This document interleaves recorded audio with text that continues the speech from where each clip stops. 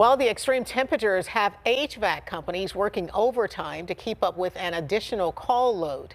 Fox News' Mallory Thomas talks with experts about what to do if your AC goes out. The heat wave is here and the temperatures are climbing. Sweating sitting out here and in the house. Bill Martin says it's hard to get relief from the heat. His AC went out over the weekend. I looked at the thermostat. The unit was running, but it was 78 already. And so I just started checking a few things, filter and outside unit for dirt. He's one of many emergency calls to an HVAC company. It got really busy quickly on Saturday and then continued throughout the weekend.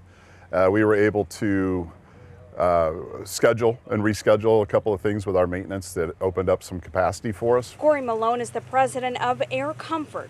He says if your AC unit goes off, the first thing you should do is check the breaker. If it is off, cycle it on, it might pop back off again. And just make sure your filter's clean.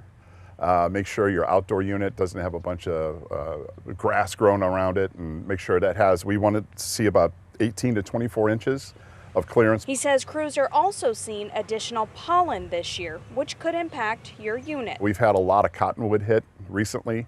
That gets sucked into the air conditioner as well. Taking the caps off. Jeff Vid with Vid Heating and Cooling says several repairs he's making right now are for bad capacitors or ice on the pipes. Ice on the lines is typically an indication of low refrigerant charge.